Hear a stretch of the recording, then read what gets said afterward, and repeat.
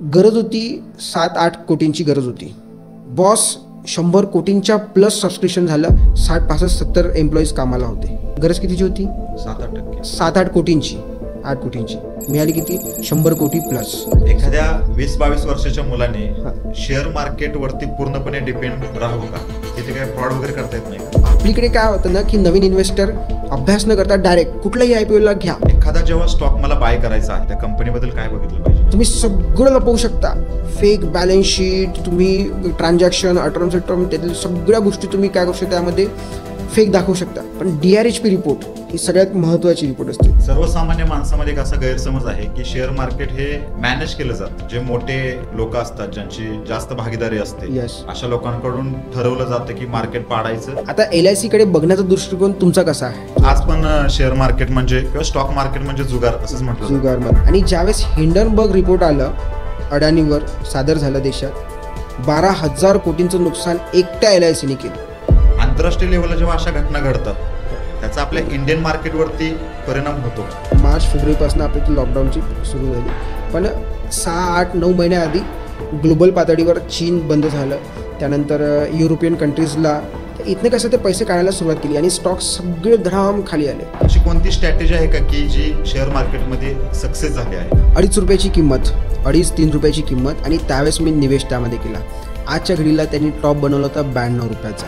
जेव्हा मी त्यामध्ये होल्डिंग केली तेव्हा 6 डिजिट होतं आणि ॲट द एंड मी जेव्हा निघालो तेव्हा 8 डिजिट अमाऊंट मी विड्रॉल केला होता. आणि तो लाईफ चेंजिंग स्टॉक होता माझ्यासाठी. म्हणजे हा जो प्रसंग घडला त्या दिवशी ठरवलं की आकाश, आपले स्वप्न हे टर्निंग पॉईंट जो राहील जीवनाचा, जो आपण म्हणतो, आपली स्वप्न ही नोकरी पूर्ण करू शकणार नाही.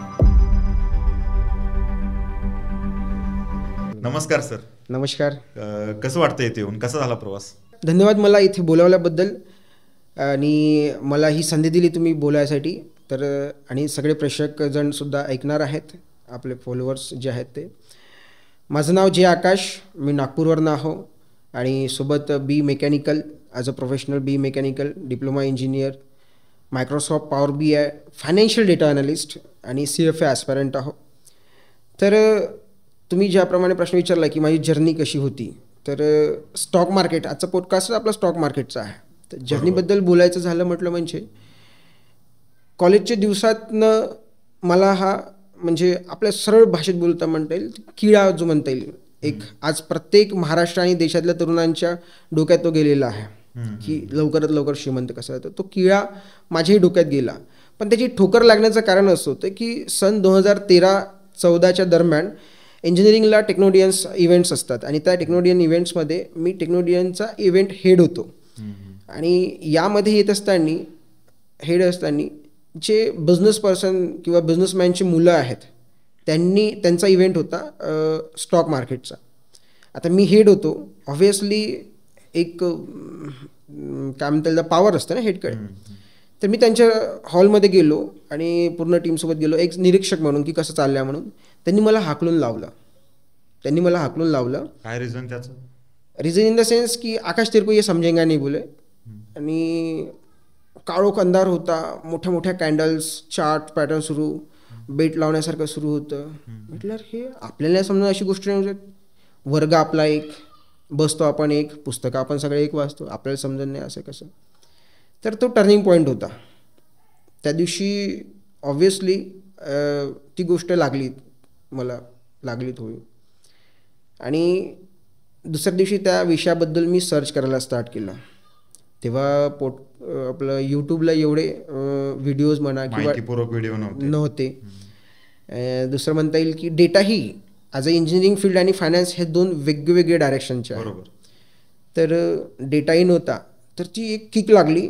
म्हटलं यार आपली सारखीची गोष्ट नाही, आणि म्हटलं हे तर खूपच मोठं झालं. मग दुसऱ्या दिवशी दिवसाप्रमाणे रेग्युलर कॉलेज सुरू झालं. पण ती गोष्ट कुठेतरी खंत होती, ती कुठेतरी रुतत होती ती. तर याचा शोध घेत की हे काय असतं स्टॉक मार्केट वगैरे काय असतं. तर स्टॉक मार्केटमध्ये पहिलं तर पुस्तक होतं, बुक. कारण मी as a engineer fluid mechanics छोट्याशा बुकमध्ये न वाचता खुर्मी गुप्ता पुस्तक येते, बाकी सगळ्यांना माहिती असणार की खुर्मी गुप्ता काय आहे फ्लुइड मेकॅनिक्ससाठी. तर सेम जे होतं फायनान्ससाठी, स्टॉक मार्केटचं एंटर होण्यासाठी, मी बाकीच्यांनाही सजेस्ट करेल बेंजामिन ग्राहम यांचं द इंटेलिजंट इन्व्हेस्टर तुम्ही नक्की वाचा. तर ते बुक होतं ज्यांनी मला मार्केटला एंटर केलं, की ज्या बुकच्या रेफरन्सवर मी इथे आलो. तर त्याच वेळेस ना आपले विजय केडियाजी जे मोठे स्टॉक मार्केटमध्ये एक मोठं पॉवर त्यांना मानलं जातं, आणि स्वर्गीय झुंझुनवाला साहेब, राकेश झुंझुनवाला. तर यांचा इव्हेंट होता नागपूरला, आणि त्या इव्हेंटला मी गेलो. तर कशा फील्डमध्ये येताना मोठ्या लोकांचा ऐकावं लागतं, त्यांना वाचावं लागतं, आणि नंतरच कुठेतरी एंटर व्हावं लागतं. मी वाचलं, ऐकलं. त्यांनी एक सांगितलं म्युच्युअल फंडपासून स्टार्ट करायचं. तर ही छोटीशी जर्नी होती स्टॉक मार्केटमध्ये येण्याची. पण त्याच्या अगोदर म्हणजे आता जे मी एक्सप्लेन करणार आहोत की किक जी मोठा स्पार्क असतो जीवनात की अग्रेसिव्हली येण्याचा, तर हे इंजिनिअरिंगमध्ये झालं कंटिन्यू. त्यानंतर आर्टिकल वाचणं, अभ्यास करणं, बुक्स वाचणं, इकॉनॉमिक टाईम वाचणं, आणि त्यानंतर मग डेटा, ह्या सगळ्या गोष्टी समोर चालत गेल्या. वर्ष संपलं, इंजिनिअरिंग संपलं, आणि मग नोकरीला सुरुवात झाली. आता महाराष्ट्रातही आहो, आता आम्ही ज्या सर्वसामान्य घरातनं येतो, कॉमन पीपल, तर आपली तर प्रश्न काय असते ना, इंजिनिअरिंग झालं किंवा कुठलंही ग्रॅज्युएशन, बाबू म्हणते तुझ्यावर खूप जबाबदारी आहे. म्हणजे मी विदर्भाच्या भाषेत बोलतो आहे, तुझ्यावर खूप जबाबदारी आहे, आपल्याला घर म्हणजे लग्न करायचं आहे, बहिणीचं, ह्याच्या सगळ्या गोष्टी ज्या टिपिकल चालतात, तेच बर्डन नाही म्हणतील, पण तेच एक प्रेशरनी नोकरीला जावं लागलं. नोकरी केली, आणि नोकरीतही मागे सरलो असं नव्हतं. नोकरी सुरू असताना माझं कॉम्पिटिशन माझ्या कॉलिग्ससोबत नव्हतं, ऑफिसेस, म्हणजे तेही कदाचित बघत असतील. आणि मला वाटते तुम्ही सगळे म्हणायचे की आकाश तेरे इने जमेगा वो नहीं जमेगा, असे बोलायचे, ते खतम आहे वगैरे असे बोलायचे, ऑफिसलाही बोलायचे.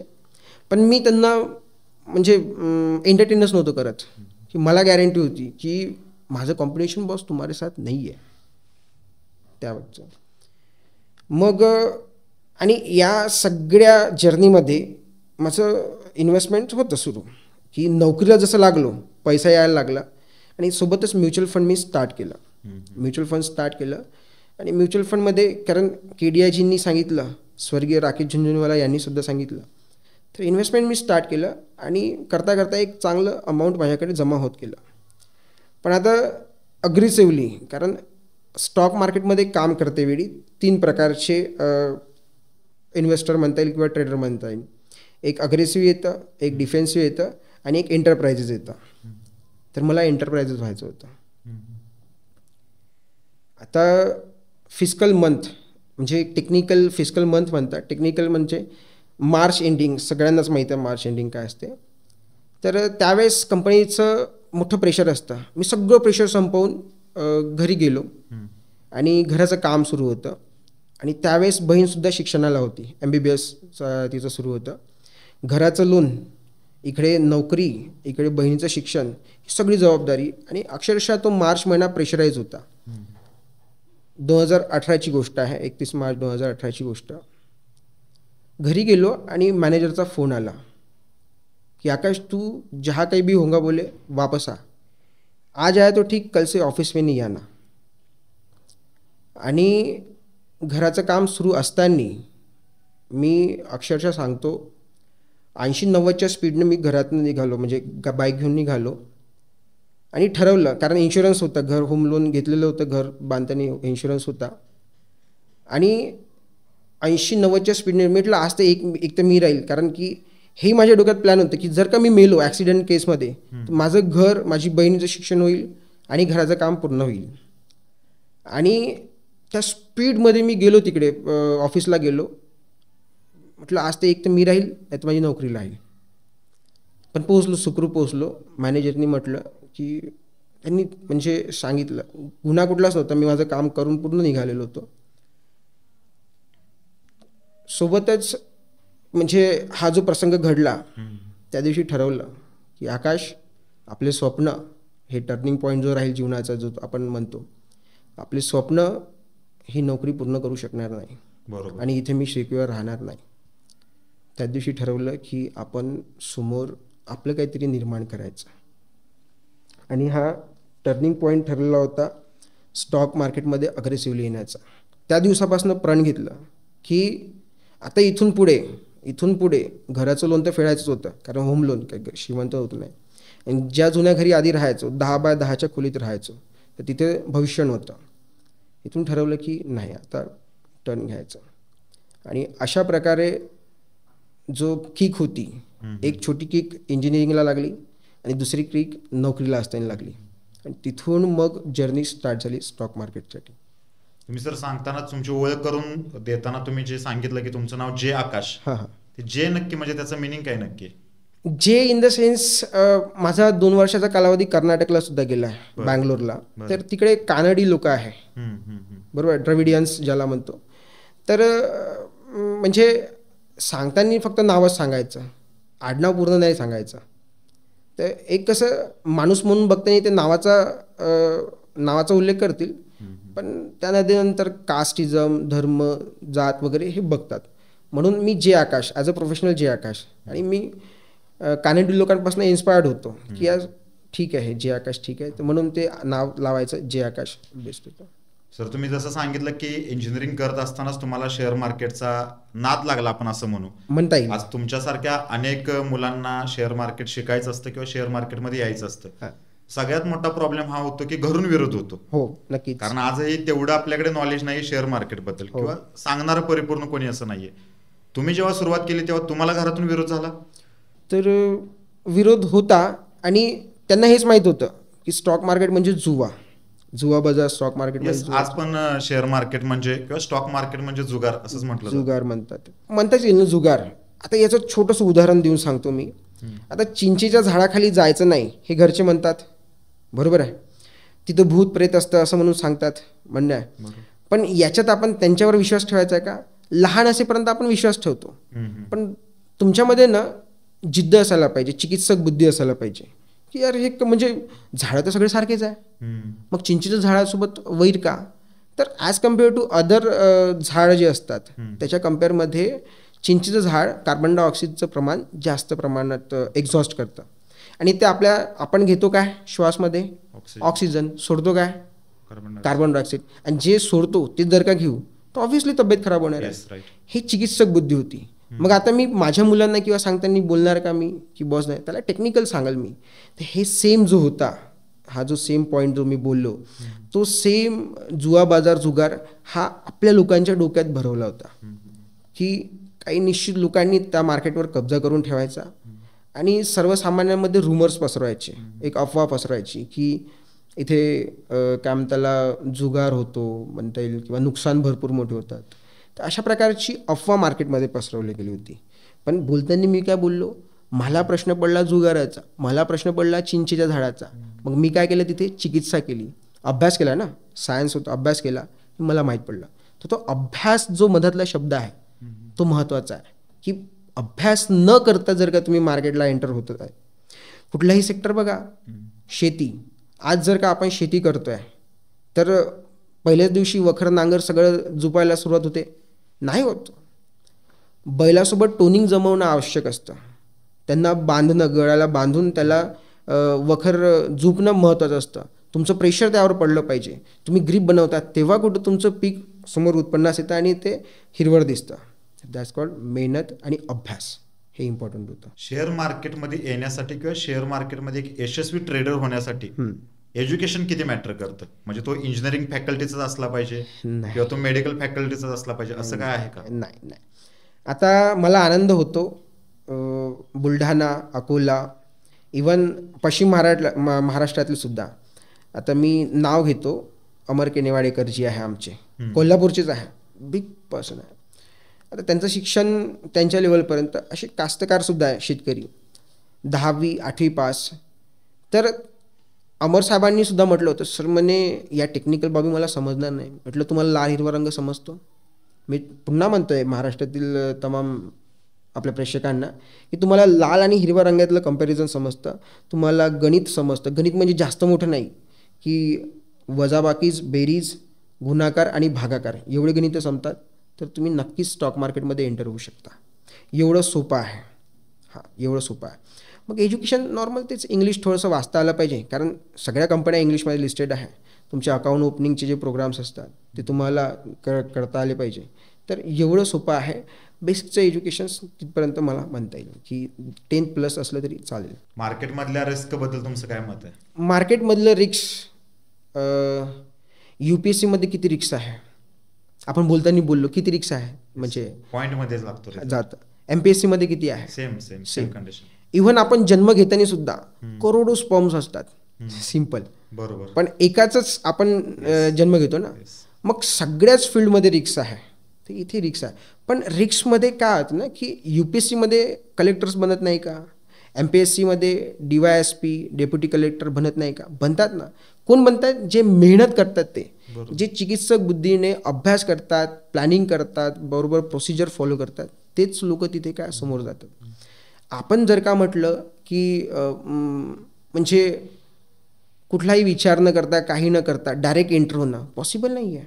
म्हणून इथे येताना कसं आहे की अभ्यास असणं आवश्यक, ज्याला म्हणतो आपण.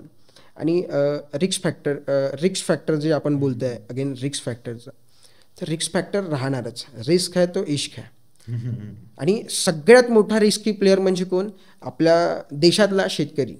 बॉस, कुणाचीही इंडस्ट्री एवढी बाहेर उन्हात हिवाळ्यात किंवा पावसाळ्यात बाहेर नसणार, तेवढी सगळ्यात मोठी इंडस्ट्री. तुम्ही जर का लक्षात घेतलं, लॉकडाऊनमध्ये ॲज अ इकॉनॉमिस्ट म्हणून अभ्यास करणारा सगळ्यात चांगली GDP होती शेतकऱ्यांची, शेतीचं GDP होतं. आणि एवढं मोठं उत्पन्न रस्त्यावर असताना तुम्ही सगळ्यात मोठं रिस्क शेतकऱ्याचं असतं. मग याच्यापेक्षा भयानक, याच्यापेक्षा कमी रिस्क तर स्टॉक मार्केटला आहे असं मला तरी वाटतं. सर, एक मेजर प्रश्न विचारतो ज्याची उत्तराची तुमच्याकडून आम्हाला अपेक्षा आहे. नक्कीच.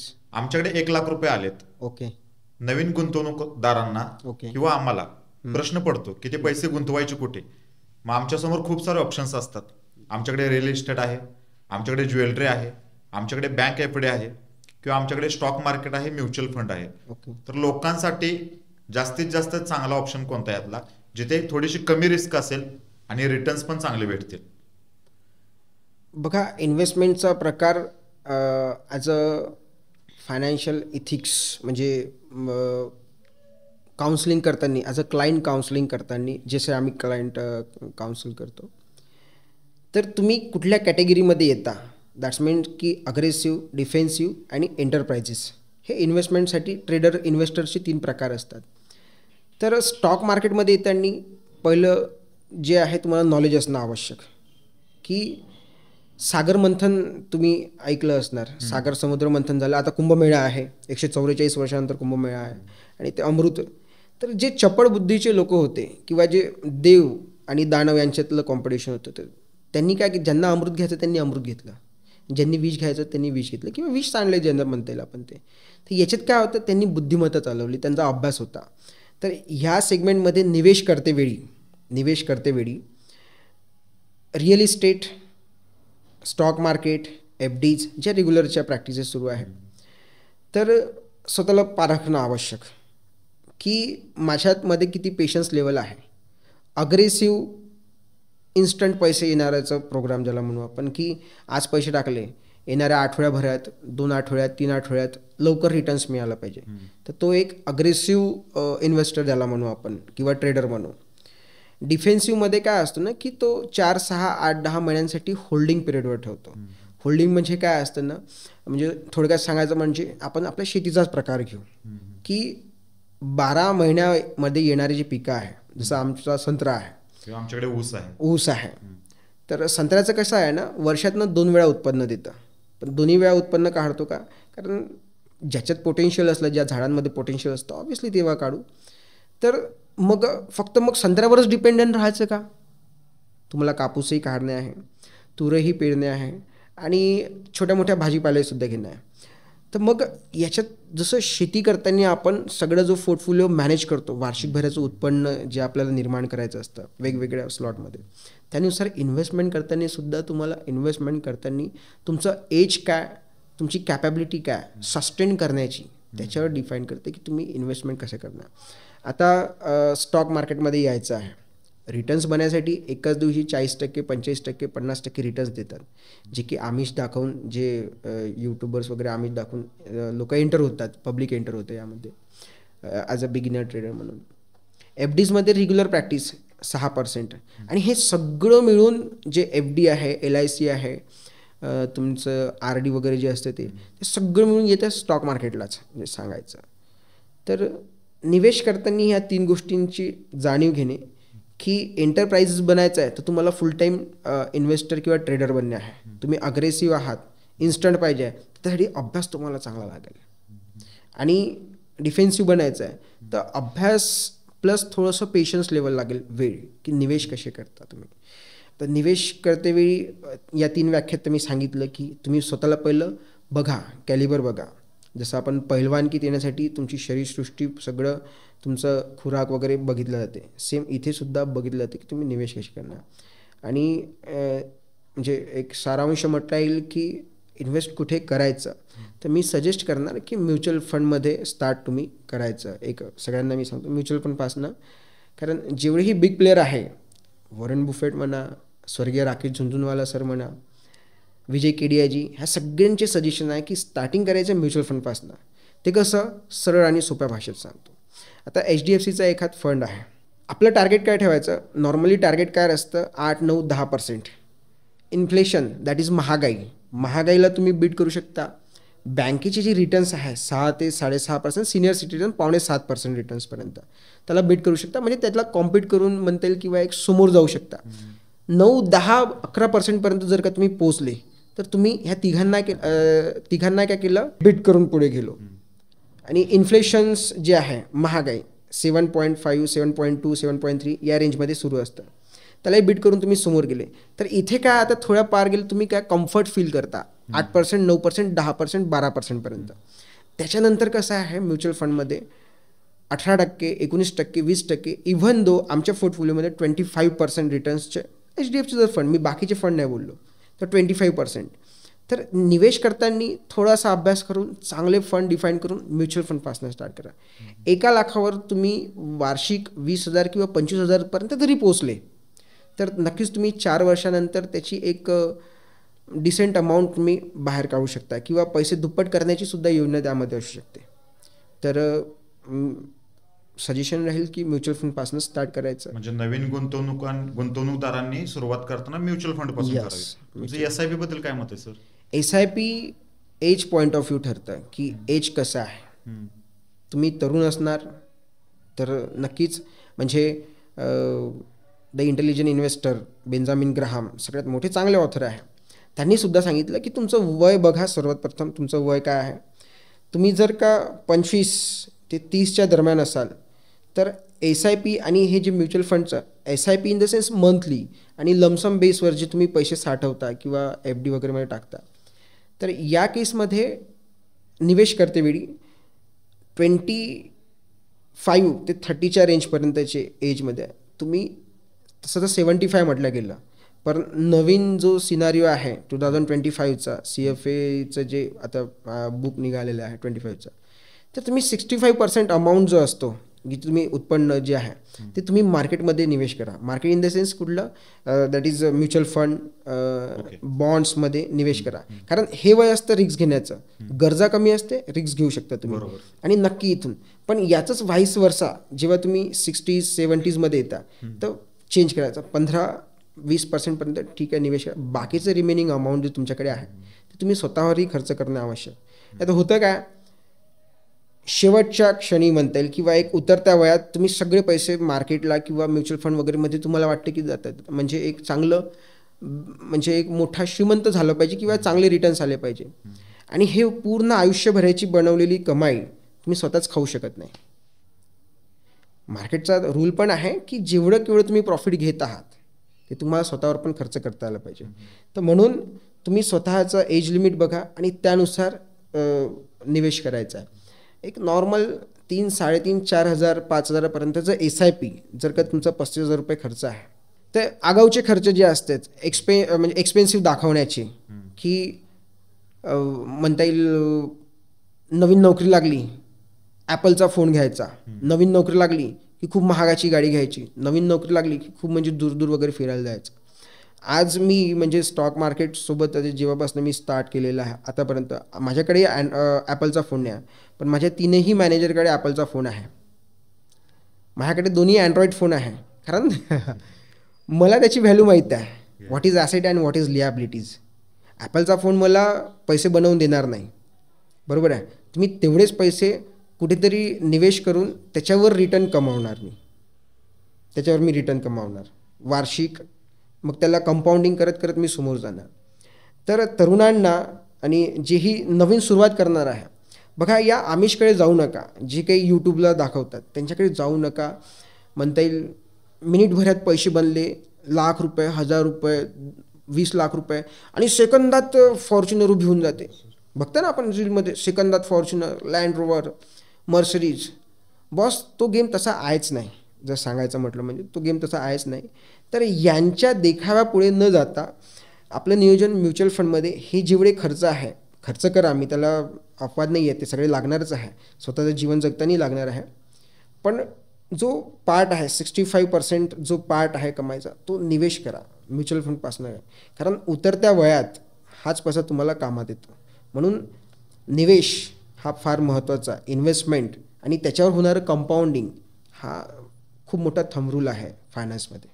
नाही, खरंच सर तुम्ही तरुणांना खूप छान सल्ला दिलात की आजही तुम्ही स्वतः अँड्रॉइड वापरताय आणि तुमच्या मॅनेजरांकडे आयफोन आहे. यस. तर थोडेसे पैसे आले तर ते पैसे एक्सपेन्सिव्ह गोष्टीमध्ये खर्च न करता ते पैसे इन्व्हेस्टमेंट करा, त्याचे डबल टेबल करा आणि मग जे घ्यायचंय ते घ्या. शेअर मार्केटमधून सगळ्यांनाच पैसा कमवायचा आहे. यस. सगळ्यांनाच श्रीमंत व्हायचंय. जसं तुम्ही मगाशी बोलला की या क्षेत्रामध्ये संयम नावाची गोष्ट खूप लागते. यस. मग नक्की चुकतंय कुठं? कारण मी तुम्हाला एक उदाहरण देतो. आमच्या पश्चिम महाराष्ट्रामध्ये तुम्हाला गावोगावी एक तर असा माणूस सापडेल ज्याने सगळ्या गावाचे पैसे घेतलेत, शेअर मार्केटमध्ये लावलेत आणि ते पैसे लॉसमध्ये गेलेत, पैसे बुडलेत आणि तो फरार झालाय. आम्हाला काही ठिकाणी असं दाखवलं जातं की 19व्या वर्षी मुलगा एखादा शेअर मार्केटमधून कोट्याधीश झाला, पण याच्या पाठीमागे असे हजारो लोक रोज बेघर सुद्धा होतात. याचं मूळ कारण काय आहे सर, आणि काय नक्की चुकतं या लोकांचं? चुकतं इंटरनेट, यूट्यूब, सगळ्यात जास्त तुमच्या हातात वापरला जाणारा मोबाईल. जे पेशन्स लेवल जुन्या लोकांची होती ती पेशन्स लेवल्स आज यूथमध्ये फार कमी झालेली आहे, इन्स्टंट पैसे बनवण्याच्या नादात. आता कटू सत्य आहे, मी खरं बोलणार, माईकवर बोलणार आणि तुमच्यासोबत सगळ्यांसमोर मी बोलतो की पैसे ना बॉस जे तुम्हाला दाखवतात की विदिन अ मिनिट्समध्ये फॉर्च्युनर झाली, विदिन अ मिनिट्समध्ये तुम्ही जे त्यांच्या रेफरन्स अकाउंट असतं ते म्हणतात की ग्रुप की लिंक या फिर अकाउंट ओपनिंग की लिंक मैंने डिस्क्रिप्शन में दे रखी है, उस पर लॉगिन कीजिए और आप अपना अकाउंट जर्नी हमारे साथ स्टार्ट कीजिए.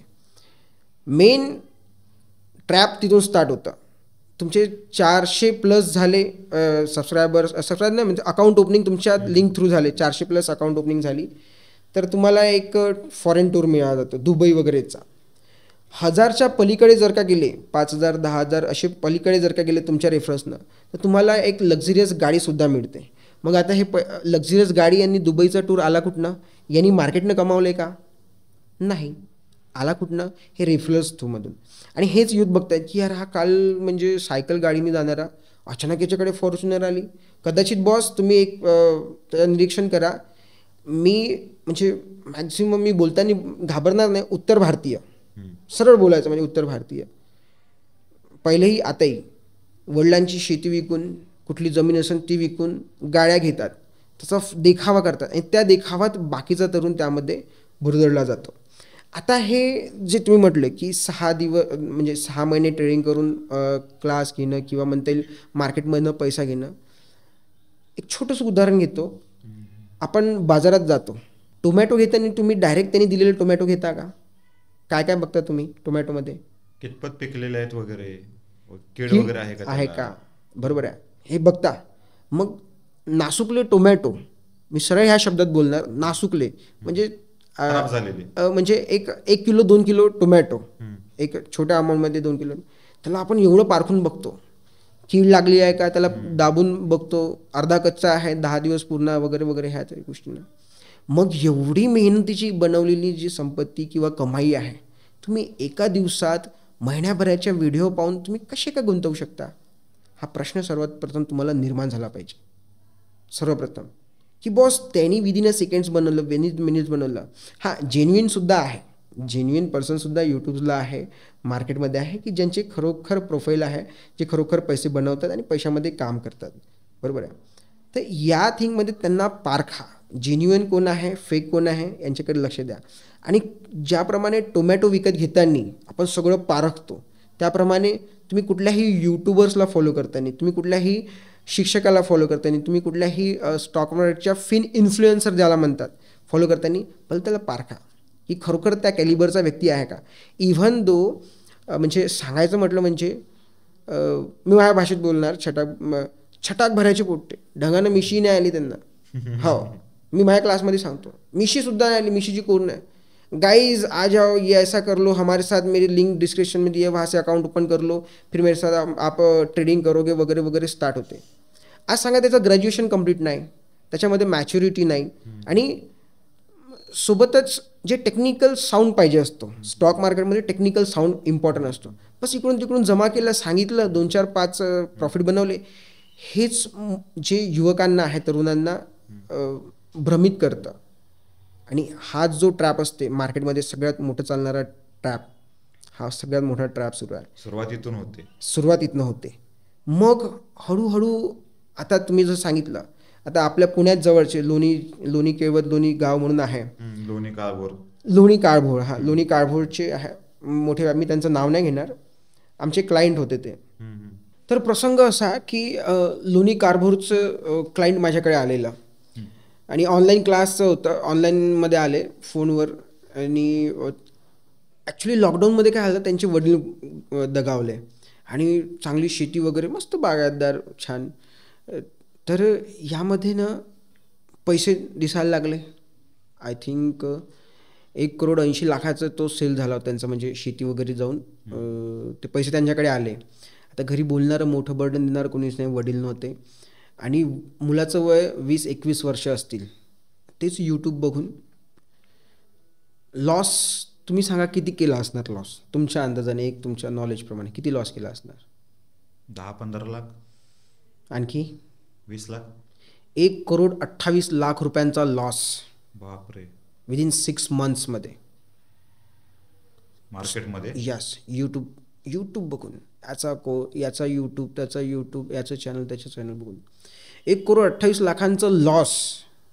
आणि शेवटी म्हणतात कसे की सर हा रिकवर करता येईल का? म्हटलं सर हा रिकवर करायला फंड मोठा लागेल. तुम्हाला नॉलेज आहे का? सर मला ते नाही माहीत म्हणे, नॉलेज वगैरे मला ते काही नाही, मला लाल दिसलं तर विकायचं, हिरवं दिसलं तर म्हणजे घ्यायचं, बस एवढंच माहीत होतं. आणि यापासनं म्हणजे त्यांचं जे काउन्सिलिंग मी केलं, सर म्हटलं तुम्ही काय फील करताय, प्रेशर फील करताय? टेन्शन नाही म्हणे सर मला, म्हणजे फायनान्शियली स्ट्रॉंग असतील घरचे, टेन्शन नाही म्हणे, पण 1,20,00,000. जेव्हा त्यांना मी विचारलं मग हिस्ट्री, कारण एवढं मोठं हाय लेवलवर क्लायंट जेव्हा येतं त्यावेळेस ऑब्व्हियसली त्यांना खोदून विचारावं लागतं. मी दिवसाला 5 लाख रुपये, 4 लाख रुपये प्रॉफिटमध्ये असायचो, पण मी ते बुक करू शकत नव्हतो. का? तर त्यांच्या डोक्यात कितीचा लॉस होता? 1,28,00,000 त्यांचा लॉस होता. तो रिकवर करणं एका दिवशी पॉसिबल नाही. अगेन IT सॉफ्टवेअर इंजिनियर आपल्या पुण्यातलेच, कर्ज काढलं, बाहेरून कर्ज काढलं, पत्नीचे दागिने होते ते सुद्धा गहाण ठेवून मार्केटला फोन आला असंच. आणि ॲक्च्युली मी क्लायंटसोबत डायरेक्टली बोलतो, तर सर म्हणजे हाय क्लायंट ज्याला म्हणतील की जास्तच ज्यांचं लॉस झालेलं आहे त्यांचा, सर म्हणे 33 ते 34 लाखांचा लॉस मार्केटमध्ये, 33-34 लॅक्स, बिग डील. कारण की आपल्या सर्वसामान्यांसाठी 30-33 लाख मोठी गोष्ट होऊन जाते, एक पॅकेज होऊन जातं. तर तेवढा लॉस तो रिकवर करायचा म्हणे. म्हटलं sir how is it possible, कसा रिकवर करता येईल? मी पुन्हा लोन घेतला म्हणे, 25 लाखाचं लोन घेतला म्हणे, तो मार्केटला मी पैसा लावतो. सो बोलायला सुरुवात करून दिली. सकाळीच म्हणे मी स्टॉक मार्केट करतो, आणि तो लॉस रिकवर करण्याच्या चक्करमध्ये मी मेंटली स्टेबल नाही आहे. संध्याकाळी म्हणजे ते व्यसनाच्या अधीन गेल्यासारखे बघता येईल त्यांना. मग काउन्सिलिंग केलं, लक्षात आलं की सकाळी प्रॉफिट राहायचे, 2-2.5 लाखांचं प्रॉफिट राहायचं, पण ॲट द एंड त्यांच्या डोक्यात काय राहायचं, 25 ते 30 लाखांचा जो लॉस होता त्यांचा टाईम, तो जो लॉस होता असतो तरी ते प्रॉफिट बुकिंग करताना त्यांना कुठेतरी म्हणजे डिसिजन्स घेताना किंवा हे ऑनलाईन चॅनल्सवर जाऊन जे तथाकथित म्हणता येईल शिक्षण मिळतं, पण नॉट पॉसिबल. मी बाकीच्यांनाही सांगतो आहे, तुम्ही एक शस्त्रक्रिया ज्याला ऑपरेशन म्हणतो आपण, आज महाराष्ट्र आणि तमाम म्हणजे देशातल्या लोकांना मी सांगतो की 10 लाख रुपये मी बक्षीस ठेवलेलं आहे मी स्वतःवर, की जोही कोणी यूट्यूब बघून माझं अपेंडिक्स फक्त खोलून दाखवेल हां आणि त्याला स्टिचेस करून पूर्ण बंद करून दाखवेल, त्याला माझ्याकडनं रोख रक्कम 10 लाख रुपये बक्षीस राहील. आता तुम्ही म्हणणार का बरं असेल? बॉस, यूट्यूब बघून तुम्ही ऑपरेशन करू शकत नाही, यूट्यूब बघून तुम्ही कुठला पूल जो 2 रस्ते ओलांडणारा पूल बांधू शकत नाही. मग यूट्यूब बघून एवढे मेहनतीचे बनवलेले पैसे का तुम्ही मार्केटला येऊन बिना अभ्यासाने बिना नॉलेजनी तुम्ही गमावता? हे एक माझं सांगणं आहे की तुम्ही अशी घोडचूक करू नका. एक बघा, अभ्यास करा आणि त्यानंतरच मार्केटला एंटर व्हा.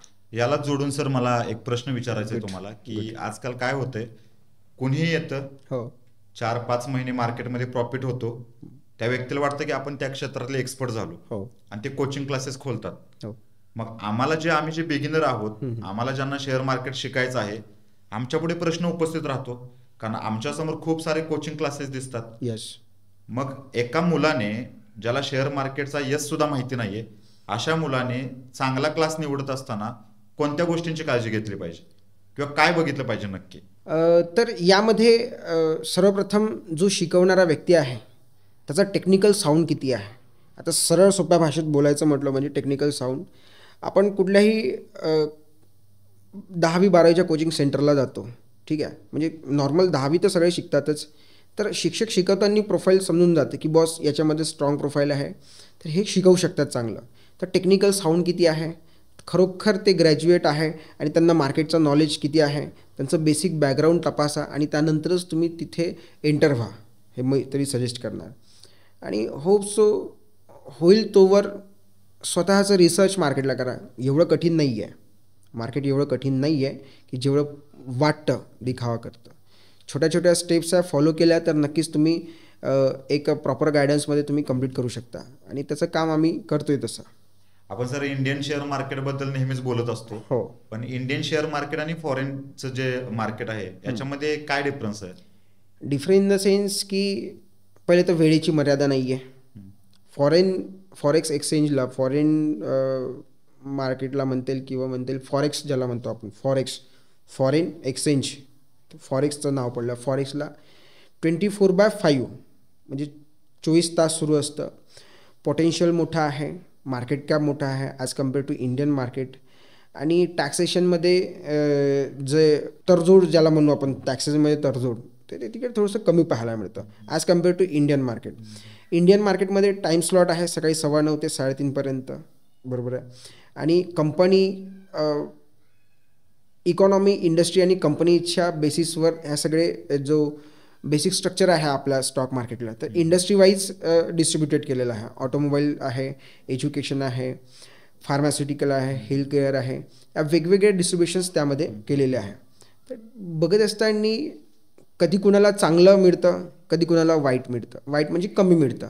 आणि याच्या चांगलं आणि वाईट, कमी आणि जास्तच्या अल्गोरिदममध्ये, अपडाऊन्समध्ये as a trader, as a investor आपला तिथे किरदार असतो.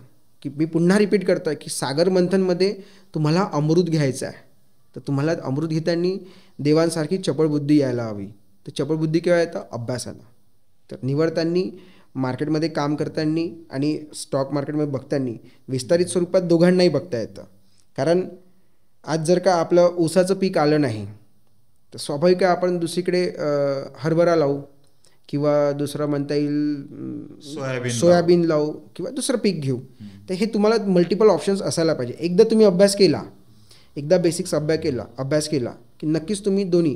आणि आताचं जर का बूम बघितलं, आताचं जे मार्केट आहे हे फायनान्शियल इयर जे आता लास्ट इयर गेलं 2024चं स्टार्टिंगलाच होतं. Swing trading, investment, equity market आणि क्रिप्टो. आता जो बूम चालणार आहे तो क्रिप्टोचा असणार आहे. एखाद्या 20-22 वर्षाच्या मुलाने शेअर मार्केटवरती पूर्णपणे डिपेंड राहावं का मल्टिपल ऑप्शन्स असावे अर्निंगचे? कारण जसं की आपण म्हणतो की शेअर मार्केट म्हणलं की वेळ द्यावा लागतो. येस. तासन तास समोर बसावं लागतं, प्रत्येक सेकंदाला अपडाऊन होत असतं मार्केट. येस. तर अर्थातच माणूस गुंतून पडतो. येस. पूर्ण वेळ द्यावा का त्याच्यावरती, काय वाटतंय तुम्हाला? करिअरची सुरुवात वयाचं 22वं वर्ष. मी पुन्हा रिपीट करतो, तुम्ही स्वतः कॅलिबर करा, म्हणजे मोजमाप करा की आपली घरची कंडिशन कशी आहे, व्यवस्था. तुमचं 2 वेळेचं जेवण तुमची दैनंदिन जीवनाला कुठेच फरक पडणार नाही, तुमच्या दैनंदिन चक्राला कुठेच फरक पडणार नाही. आणि त्यानंतर उरलेल्या वेळेत जर का तुम्ही सगळं करू शकणार असणार, दॅट इज 3 प्रकारचे ट्रेडर मी जेव्हा मगाशी बोललो, एक डिफेन्सिव्ह, एक ॲग्रेसिव्ह आणि थर्ड येतं enterprises. As a enterprises trader म्हणजे मीही माझ्या लाईफचं सुरुवात करताना मी ह्या सगळ्या गोष्टी बघितल्या की मी full time trader, full time investor होताना मी माझी बेसिक नीड जी होती, माझ्या बेसिक गरजा होत्या त्या मी पूर्ण करायला सुरुवात केली. एक सायकल ती ऑटोमेशनमध्ये लावली आणि त्यानंतर मी फुल टाईम मार्केटला आलो. सेम तुम्ही स्वतःला पारखा की बॉस आपल्याकडनं हे सस्टेन होणार का, आणि किमान 999 म्हणजे किमान 3 वर्ष तुम्हाला मार्केटमध्ये बसणं आहे. एवढं जर का तुम्ही सहन करू शकत असणार तेव्हा कुठे तुम्ही फुल टाईम ट्रेडर व्हा. Otherwise mutual fund, investment, stocks, इक्विटीमध्ये छोटा अभ्यास करायचा, छोटे पाऊल टाकायचे. उमेदीचं वय असतं, एक दुसरा सोर्स ऑफ इन्कम चालू ठेवा, सोबत इक्विटी मार्केटमध्ये या, सेकंडरी मार्केट ज्याला म्हणतो आपण, इक्विटी मार्केटमध्ये या. हळूहळू पाऊल टाकत मग तुम्हाला वाटतं की मी सस्टेन करू शकतो, माझ्यात कॅपॅबिलिटी आहे, माझ्या घर संसाराला 2 वेळेसच्या जेवणाला कुठेच तडा जाणार नाही, त्यानंतर तुम्ही फुल टाईममध्ये एंटरप्राइजेसमध्ये ट्रेडर तुम्ही बनू शकता.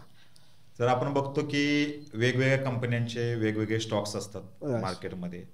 एखादी नवीन कंपनी आली की ती कंपनी त्यांचा IPO लॉन्च करते. येस. एखादा जेव्हा स्टॉक मला बाय करायचा आहे किंवा एखादा नवीन मला IPO घ्यायचा आहे, तेव्हा काय बघितलं पाहिजे त्याच्यामध्ये, त्या कंपनीबद्दल काय बघितलं पाहिजे, कंपनीमध्ये त्या स्टॉक बद्दल काय बघितलं पाहिजे जेणेकरून मी तो स्टॉक बाय करेन, ज्याच्यामध्ये माझं नुकसान होण्यापासून थोडीशी रिस्क कमी होईल. ओके. आता काय असतं ना की गंगेत हात धुवायला सगळेजण येतात, सांगायचं म्हटलं म्हणजे. आणि ते आपल्याकडे म्हण आहे की गव्हासोबत सोंडेही भरडले जातात, है ना. तर त्याचप्रमाणे जे चोरी करण्याच्या उद्देशाने येतात मार्केटला, ते सुद्धा आता तो क्रेज सुरूच आहे IPOचा. तर IPOला बघत असताना सर्वप्रथम त्याचा DRHP रिपोर्ट असतो. तुम्ही सगळं लपवू शकता, फेक बॅलन्स शीट, तुम्ही ट्रान्झॅक्शन, अटर्म त्यातील सगळ्या गोष्टी तुम्ही काय करू शकता, त्यामध्ये फेक दाखवू शकता. पण DRHP रिपोर्ट ही सगळ्यात महत्त्वाची रिपोर्ट असते. कुठल्याही स्टॉक्सची, नवीन येणाऱ्या IPOची DRHP रिपोर्ट तुम्हाला मार्केटची बघणं आहे. तिथे काय फ्रॉड वगैरे करता येत नाही का? नाही, तो मेन गेम असतो. आपलीकडे काय होतं ना की नवीन इन्व्हेस्टर अभ्यास न करता डायरेक्ट कुठल्याही IPOला घ्या. पहिलं असतं DRHP रिपोर्ट, त्यांचे बिझनेस ओव्हरव्ह्यूज बघा की खरोखर त्याचं बिझनेस डिपेंडन्सी आहे, इंडिपेंडेंट आहे, मल्टिपल सोर्स आहे. फॉर एक्झाम्पल, पेप्सी कोण बनवतं देशात, म्हणजे कंपनीला दिलं असेल एक तुमच्या अंदाजानं, वरुण बिव्हरेज म्हणून कंपनी आहे. पेप्सी कोका कोला तुमचं सगळे जे बिव्हरेज बनवतात. बॉस त्यांच्या बिझनेस ओव्हरव्ह्यूमध्ये लिहिलेलं आहे की आमचं 100% ॲग्रीमेंट पेप्सिकोसोबत झालेलं आहे. आता मी पुन्हा सांगतो कंपनी निवडताना कसं निवडायचं.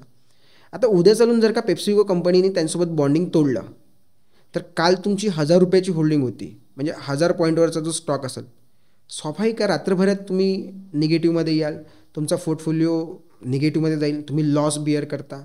ऑब्व्हियसली डिपेंडेंट झाला ना तो. तर कंपनी बघताना तुम्हाला डिपेंडेंट आहे, इंडिपेंडेंट आहे, मल्टिपल सोर्स ऑफ इन्कम आहे, हे सर्वप्रथम बघणं. ओके. DRHP रिपोर्ट सर्वप्रथम. त्यानंतर बिझनेस ओव्हरव्ह्यू, DRHPमध्ये बिझनेस ओव्हरव्ह्यू येतं.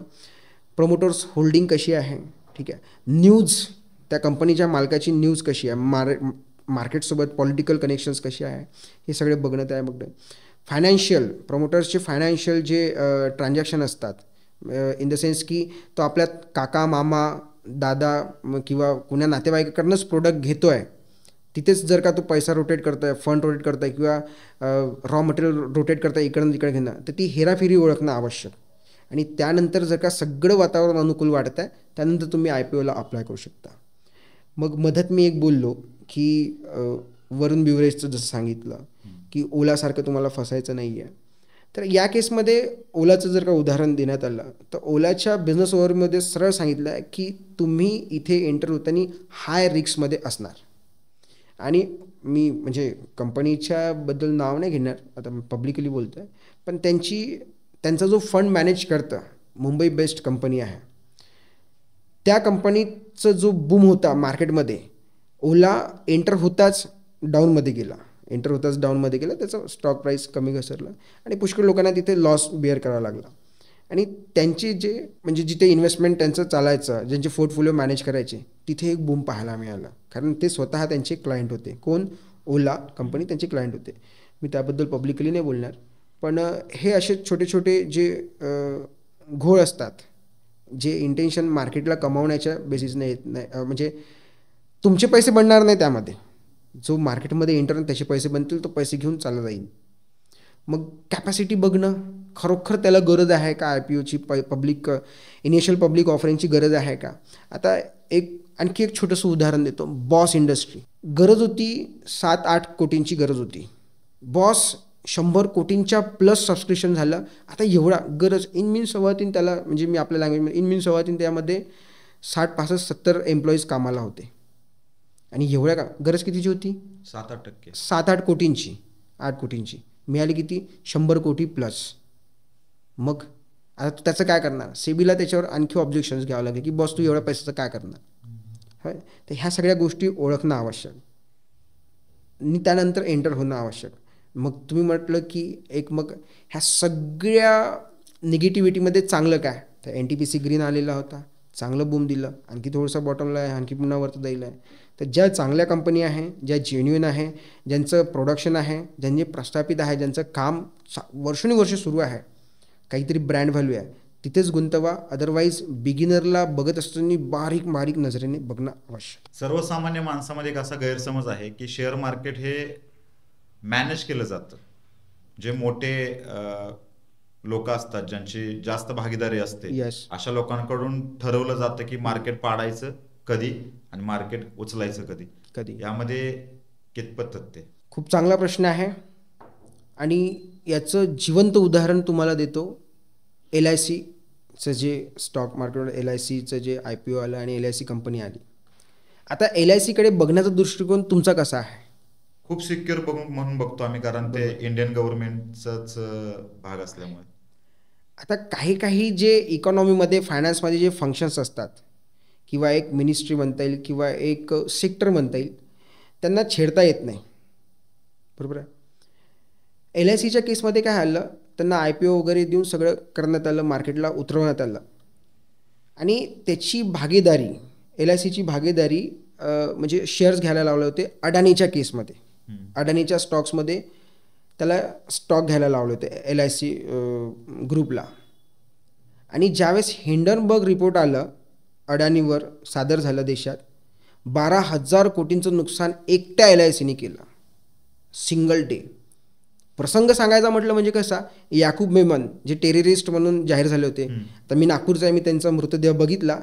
त्यांचा मृतदेह बघितल्यानंतर त्यांना जबरदस्ती फासावर चढवल्यासारखं झालं होतं. शेवटी जेव्हा तुम्ही फोटो बघणार की त्यांना जबरदस्ती फासावर चढवलं आहे. सेम कंडिशन LICची झाली होती, की जे सरकारी संपत्ती म्हणता येईल किंवा सगळ्या लोकांचं पैसे, सगळ्यात जास्त पैसे होते, गरीबातला गरीबसुद्धा LICची पॉलिसी करत होता, म्हणजे सर्वसामान्य ज्याला म्हणता येईल, ते फंड जबरदस्ती गळा घोटून तिकडे अडानीच्या केसमध्ये आणायला लावला. तर हे मॅनिप्युलेशन असतं. मग अशा वेळेस काय आहे, थोडंसं सावधगिरी बाळगणं. जे रिपोर्ट्स येतात, हिंडनबर्गचं जे रिपोर्ट आहे, आणि याच्यात आणखी एक छान सोपं उदाहरण द्यायचं म्हणजे की मॅनिप्युलेशन कसं होतं, मार्केटला बिग प्लेयर कसे काम करतात. हे तर झालं जबरदस्ती फसवण्यासारखं, चढवून खाली उतरवणं, मारणं, जबरदस्ती फासावर चढवण्यासारखं झालं ना. आता मॅनिप्युलेशन कसं होतं, आता उदाहरण द्यायचं म्हटलं म्हणजे बिग प्लेयर कसे वर्क करतात. आपण बाजारात जातो, चला आम्ही एक शेतकरी कुटुंबातनं बिलॉंग करतो, तर आपल्याला कृषी उत्पन्न बाजार समितीतच आपला माल विकायला जायचं असतं, सोयाबीन किंवा तूर किंवा म्हणता येईल कापूस वगैरे जे काही आहे. आता त्यांनी विकणारे जे दलाल असतात, किती असतील, 3-4 जणं आपण बरोबर एक अंदाज घेऊन 4 जणं, आणि त्यांच्या व्यतिरिक्त कुणाला विकता येत नाही, कारण त्यांची मोनोपोली चालते, मान्य आहे. आता न्यूजमध्ये आला 8,000 रुपये प्रति क्विंटल सोयाबीन आहे उदाहरणार्थ. त्या आनंदाने आपण जातो आणि तिथल्या मार्केटच्या प्रस्थापित दलालांनी, दॅट इज बिग प्लेयर ज्यांच्याकडे म्हणतो सगळ्यात जास्त पैसा, कारण आपण माल विकू त्यांच्याकडनं पैसे घेऊ ना, सेम त्यांनी जर का ठरवलं 6,500 व्यतिरिक्त द्यायचंच नाही आहे, 6,500 रुपये प्रति क्विंटलनी द्यायचंच नाही आहे, मग त्या केसमध्ये काय, आता आपण एकाकडे जाऊ, का रे भाऊ तिथं तर न्यूजमध्ये 8,000 रुपये दाखवून राहिलं, तू कसं काय, तो सरळ प्रश्न विचारतो, तुझ्याकडे GR आला का, आला का GR, नाही आला, मग 6,500 रुपये देत असशील तर ठीक आहे, अदरवाईज तुझा. मग आपण दुसऱ्याकडे जातो, अगेन तो काय म्हणतो 6,500. आज सांगा, म्हणजे ते चौघच जणं मार्केट कोणामध्ये फिरणार, त्या चौघांमध्ये मार्केट फिरत असताना, आता तो एकापाशी, दोनपाशी, तीनपाशी, चौथ्याच्या जवळ जेव्हा तो जाईल, स्वाभाविक त्याला विकणं आहे, कारण ट्रान्सपोर्टेशन, आणण्याचा खर्च, मोलमजुरीचा खर्च, हे सगळं देणं आहे, वापस नेऊ शकत नाही, एवढी सस्टेनेबिलिटी नाही आहे. सेम काम चालतं मार्केटमध्ये. बिग प्लेयर, इन्स्टिट्यूशनल प्लेयर म्हणतात, इन्स्टिट्यूशनल जे हब असतात ते, हे काय करतात, एक रेंजपर्यंत मार्केटला पकडून ठेवतात, तिथंच अडकण ज्याला म्हणतो आपण, धरणासारखं बांधे, नदीचा प्रवाह जसा अडवला जातो ना, सेम तसं. आणि तिथपर्यंत रिटेल जे आपण इन्व्हेस्टर आहे, रिटेल ट्रेडर आहे, जे छोटे मोठे पैसे घेऊन आपण मार्केटला तयारी करतो वर्तण्यासाठी, दॅट इज बायर ज्याला म्हणू आपण, बायर्स मार्केटला उठवण्याचं काम करतात. या केसमध्ये काय होतं, वरतं उठताना हे कुठेतरी अडकण लावतात आणि शेवटी तिथून आपल्याला रिव्हर्स यावं लागतं, त्याला म्हणतो आपण रेजिस्टन्स. मार्केट तिथूनच फिरतं आणि हा गेम ओळखणं आवश्यक, की कुठे मार्केटला रेजिस्टन्स लागणार, म्हणजे अडकण येणार, हे मार्केटमध्ये एंटर व्हायच्या पहिले बघणं आवश्यक असतं. तर मार्केटमध्ये मॅनिप्युलेशन होतं. आणि याचं मोठंही उदाहरण, आणखी एक उदाहरण आहे, तर म्हणजे बऱ्याचपैकी असे पुष्कळसे प्रसंगही झालेले आहे जे मॅनिप्युलेशन झालेलं आहे, तर होतं. तर कोरोनासारखी जागतिक महामारी आली, हो, किंवा एखादं युद्धजन्य परिस्थिती उद्भवली, जसं की मध्ये रशिया आणि युक्रेनचं पण युद्ध सुरू झालं होतं, आंतरराष्ट्रीय लेवलला जेव्हा अशा घटना घडतात, त्याचा आपल्या इंडियन मार्केटवरती परिणाम होतो का? बघा, इंडियन मार्केटला investment point of view big player काम करतं, FIs, फॉरेन इन्व्हेस्टमेंट. आज जर का तोच नसणार तर स्वाभाविक आहे इथे कुठेतरी इंडियन मार्केटला पोकळी निर्माण होते. आता कोरोनासारख्या परिस्थितीत FIs 2019च्या सुरुवातीलाच निघून गेले, फॉरेन इन्व्हेस्टमेंट, कारण आपल्या देशात कोरोना मार्च महिन्यात आला, बरोबर आहे, मार्च फेब्रुवारीपासून आपली तो लॉकडाऊनची सुरू झाली, पण 6-8-9 महिन्याआधी ग्लोबल पातळीवर चीन बंद झालं, त्यानंतर युरोपियन कंट्रीजला, तर इथनं कसं ते पैसे काढायला सुरुवात केली आणि स्टॉक्स सगळे धडाम खाली आले. टाटा मोटर्स 70, 69, 80, 90च्या रेंजला मिळाला डिस्काउंटमध्ये. यांचा मोठं किरदार असतं आपल्या देशाच्या निवेशमध्ये, फॉरेनचं इन्व्हेस्टमेंट, आणि त्याच्यानुसार मग आपल्याही स्टॉक मार्केटला एक बूम मिळतो, एक वोलॅटिलिटी ज्याला म्हणतो आपण, वोलॅटिलिटी मिळते, एक सर्क्युलर, म्हणजे चालत फिरतं, जे सिम्पल लँग्वेजमध्ये म्हणता येईल. त्याचप्रमाणे इंटरनॅशनल लेवलला आता यांची भांडणं होते, रशिया युक्रेन आहे, इस्रायल हमास यांची भांडणं आहे, तर कुठे ना कुठे कंपनीला लागतं काय, बेसिक एनर्जी लागते, डिझेल, फ्युएल, थिनर, पेंट, वेगवेगळ्या गोष्टी जे आहे. आणि इव्हन दो कंपनीत येणारा एम्प्लॉईसुद्धा कुठलं ना कुठलं पेट्रोल डिझेल खर्च करूनच येतो, जाऊनच येतो. मग सप्लाय जर का बंद झाला तर स्वाभाविक कंपनी चालणं बंद होऊन जाईल. बरोबर. तर ह्या दोघांच्या भांडणात आपला जो सप्लाय असतो तो कुठेतरी थांबतो, मग कुठेतरी स्तब्ध होतं. आणि या स्टॅबिलिटीसाठी कसं आहे, जागतिक वातावरण चांगलं असणं आवश्यक असतं. मार्केटमध्ये जर का बघितलं इंडियन मार्केटमध्ये तर 3 नॉर्म्स फार जास्त काम करतात. चौथा आपण समोर इन्क्लूड मी सांगतो. 3 काय, SEBI FPI नॉर्म्स असतं, की याच्यात थोडंसं मार्केटची व्होलॅटिलिटी बघण्यासारखी असते. बजेट असतं, बजेट कुणाच्या फेवरमध्ये चांगलं जाईल, कुणाच्या फेवरमध्ये वाईट जाईल किंवा कमी जाईल, बरोबर आहे, वाटा ज्याला म्हणतो. SEBI FPI नॉर्म्स, बजेट आणि पॉलिटिकल, म्हणजे पॉलिटिकल इलेक्शन्स मॅटर करतात की कुणाच्या फेवरमध्ये जाईल. आणि चौथं असतं ग्लोबल मार्केट. हे डिफाईन करतं मार्केटला की जे आपदाजन्य परिस्थिती असते, ही जी आपदा असते इंटरनॅशनल लेवलवरची, ही फार महत्त्वाची ठरत असते. मग यात नवीन निवेशकांनी कशी संधी शोधायची, तर संधी इन द सेन्स की असे स्टॉक्स बघा की जे डिस्काउंटमध्ये चांगलं प्रोफाईल, एक चांगलं प्रोफाईल आहे, कंपनी ब्रँड व्हॅल्यू आहे, पण या FIच्या होल्डिंगमुळे ते खाली पडलेले आहे. स्वाभाविक आहे, अशी अपॉर्च्युनिटी भविष्यात आली, वर्षातनं 2 वेळा मार्केट खाली येतं, ठीक आहे. तर या केसमध्ये तुम्ही चांगले स्टॉक्स बघा, त्यांच्यात फंडचं डिस्ट्रीब्युशन करणं, की सगळेच पैसे एकात नाही टाकायचे. आपल्याला 12 अंडी घेऊन जायची आहे तर एका थैलीत घेऊन जाऊ का आपण? नाही, आपण क्रेट किंवा ट्रे ज्याला म्हणतो त्याच्यात डिस्ट्रीब्युशन करून जातो. तर म्हणजे फॉर एक्झाम्पल ₹1,00,000 जरी गुंतवायचे आहे तर 10-10 हजार रुपयाचे अलग अलग स्टॉक्समध्ये तुम्ही निवेश करा. आणि थंब रूल आहे मार्केटचा सिम्पलचं, की जेवढं तुम्ही निवेश करणार सुरुवातीला, तर तुमच्या म्हणजे ओव्हरऑल फायनान्सच्या 1/33 पार्ट तुम्हाला निवेश करायचा असतो. तर नक्कीच याचं इफेक्ट मार्केटला पडतो, मार्केट खाली. तर तुम्ही जसं सांगितलं की जवळपास 10 वर्ष झालं तुम्ही या क्षेत्रामध्ये आहात. यस. आज एक यशस्वी ट्रेडर म्हणून माझ्या समोर बसला आहात. यस. अशी कोणती स्ट्रॅटेजी आहे का की जी शेअर मार्केटमध्ये सक्सेस झाली आहे? एक हिडन ट्रिक म्हणू आपण त्याला. स्ट्रॅटेजी फार छान आणि सोपी स्ट्रॅटेजी आहे की मी स्वतः ते इम्प्लिमेंट करतो आणि त्याचे रिझल्टसुद्धा मला मिळालेले आहे. जेव्हा लॉकडाऊन लागलेलं, सगळ्या इंडस्ट्रीज बंद, आणि माझ्याकडे तेव्हा इंडियन ऑइलची डीलरशिप होती. तर गडचिरोलीला सुरजागड म्हणून कंपनी आहे, तिथे मी माझा डिस्पेन्सर लावणार होतो, ऑइल डिस्पेन्सर. पण आदल्या दिवशी नक्सल हमला झाल्यामुळे मी तिथे घाबरलो की माझा 6,000 लिटरचा टँकर आहे, ऑब्व्हियसली बॉम्ब आहे तो चालता फिरता.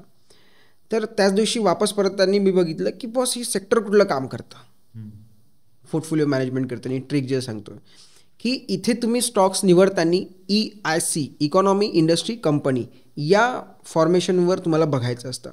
आता मी कसं केलं, मी तेच जे स्वतः इम्प्लिमेंट करतो की मला इंडियन ऑइलचं म्हणजे डिझेलचं टेंडर मला मिळालं नाही. मग मी काय केलं, ती कंपनी बघितली, कंपनी चांगलं आहे, स्ट्रॉंग प्रोफाईल आहे. अडलं कुठं होतं, त्या जे लोह खनिज आहे तिथे, ते उत्खननाचं कामसाठी अडलेलं होतं. बॉस सगळे त्याची बॅलन्स शीट, सगळ्या गोष्टी बघितल्या, प्रमोटर्स होल्डिंग, सगळं जे डिटेल हिस्ट्री असते अभ्यास केला आम्ही स्टॉकचा. आणि त्यावेळेस मी होल्डिंग चालू केली 2019-20 लॉकडाऊनमध्ये. ₹2.5 किंमत, 2.5-3 रुपयाची किंमत, आणि त्यावेळेस मी निवेश त्यामध्ये केला. आजच्या घडीला त्यांनी टॉप बनवला होता ₹92, ₹83. ते होल्डिंग मी सोडत जेव्हा मी त्यामध्ये होल्डिंग केली तेव्हा 6 डिजिट होता, आणि ॲट द एंड मी जेव्हा निघालो तेव्हा 8 डिजिट अमाऊंट मी विड्रॉल केला होता, 8 डिजिट. आणि तो लाईफ चेंजिंग स्टॉक होता माझ्यासाठी. मग तुम्हालाही जो निवडायचा आहे तर इकॉनॉमी इंडस्ट्री कंपनीकडे लक्ष द्या, की देशात इकॉनॉमी कुठल्या ग्रोथवर आहे, इंडस्ट्री कुठली मूव्ह होणार आहे, वाढणार आहे, येणार आहे, आणि त्या इंडस्ट्रीमध्ये कुठल्या कंपनी काम करतात त्याच्यावर फोकस करा. नक्कीच तुम्हाला स्टॉक्स ट्रेडिंगला मदत होईल. सर, आत्ता मला ह्या क्षणी शेअर मार्केटमध्ये पैसे गुंतवायचे आहेत. गुड. सध्याची शेअर मार्केटची परिस्थिती काय सांगते, आणि फ्युचर आउटलुक ज्याला आपण म्हणतो की भविष्य काय सांगते शेअर मार्केटचं? गुड. या वर्षाच्या सुरुवातीला 2024च्या सुरुवातीला होतं, जे गेलं वर्ष सुरुवातीला थीम होती इक्विटी, फॉरेक्स आणि क्रिप्टो. तर आता 2025ची आताच्या घडीला निवेश करायचा आहे. तुम्ही इक्विटी, स्विंग ट्रेडिंग बेस तुम्ही फंड रोटेट करू शकता, सोबतच इक्विटी, आणि येणारा काळ आहे हा क्रिप्टोचा. तर नक्कीच तुम्ही क्रिप्टोमध्ये निवेश करा एक प्रॉपर नॉलेज घेऊन. तर तिथे एक तुम्हाला फंड मॅनेजमेंट जो आहे, छोटे छोटे कॉईन्स प्रत्येक ब्लॉक चेनमध्ये जे बसतात आणि ज्यांचं प्रोफाईल चांगलं आहे, इन्व्हेस्टिगेशन करून आपण त्या क्रिप्टोमध्ये आपण पोझिशन्स बनवू शकतो. या बाबतीत या गोष्टीचा इम्पॅक्ट पडतो का, की बाजारामध्ये असणारी अस्थिरता किंवा ज्याला आपण आर्थिक धोके म्हणतो, किंवा शेअर बाजारामध्ये असणारी अनिश्चितता, यावरती, या बदलांवरती तुमचं काय मत आहे? नक्कीच यावर नक्कीच प्रकाशही टाकला पाहिजे आणि तुम्ही बघितलंही पाहिजे. अनिश्चितता, आर्थिक धोरण स्वीकारताना स्टॅबिलिटी मार्केटमध्ये राहणार नाही. मार्केट हे अनस्ट्रक्चर्ड आहे. बेंजामिन ग्राहामनी सुद्धा म्हटलेलं आहे. देन मार्क डग्लस यांच्या ट्रेडिंग सायकोलॉजीच्या बुकमध्ये हे सुद्धा सांगितलेलं आहे, सायकोलॉजी बेस, की मार्केट अनस्ट्रक्चर्ड आहे. तर स्वाभाविक आहे तिथे तुम्ही स्टेबल राहू शकत नाही. तर आपला पोर्टफोलिओ चेंज करत राहायचा, निवेशच्या पद्धती इंडस्ट्रीप्रमाणे चेंज करत राहणे, आणि त्यानुसार कंपनीसुद्धा चेंज करणे. त्याप्रमाणे तुम्ही आपला पोर्टफोलिओ बरोबर मॅनेज करू शकता. मी आज मार्केटमध्ये या क्षणी पैसे गुंतवायला तयार आहे, मला माझा पोर्टफोलिओ स्ट्रॉंग करायचा आहे. गुड. त्यासाठी अशी काही विशेष ट्रिक की small cap, mid cap, large cap निघत असताना पैसे सर्वप्रथम लार्ज कॅपमध्ये निघतात, मिड कॅपमध्ये निघतात, आणि नंतर स्मॉल कॅपमधनं निघत असताना टाकताना पैसे लार्ज कॅप, मिड कॅप आणि स्मॉल कॅपमध्ये, असं वेगवेगळ्या 3 थिअरम. तर नक्कीच जो फंड आहे तुमच्या फंडपैकी 60% फंड तुम्ही रिस्कमध्ये घ्या, दॅट इज मिड कॅप आणि स्मॉल कॅपमध्ये तुम्ही फंड गुंतवा आणि 40% जो आहे तो लार्ज कॅपमध्ये ठेवा. जर का तुम्ही एज म्हणजे तरुण असाल तर ऑब्व्हियसली तरुणांना आपण संबोधित करतोय, तर तरुणांनी 60-40चा रेशो ठेवायचा. 60मध्ये थोडंसं रिस्क घ्या, 40मध्ये स्टॅबिलिटी ठेवा, तुमचा बरोबर प्रोफाईल मॅनेज होईल आणि पोर्टफोलिओ बॅलन्स राहील आणि समोर तुम्ही एक चांगलं माइलस्टोन अचीव करू शकता फायनान्समध्ये. ऑप्शन ट्रेडिंगमध्ये प्रॉफिट आणि लॉसची पॉसिबिलिटी कशी असते आणि ते कसं हँडल करावं प्रॉपर वेने? बघा, अगेन मी सांगतो, मार्क डग्लस यांचं पुस्तक उल्लेख आहे, तुम्ही हेड टेल चीत आणि पट सिक्के जर का तुम्ही 10 वेळा वरतं उसळवले तर त्यावेळेस 5 वेळा हेड येईल, 5 वेळा टेल येईल. बरोबर आहे.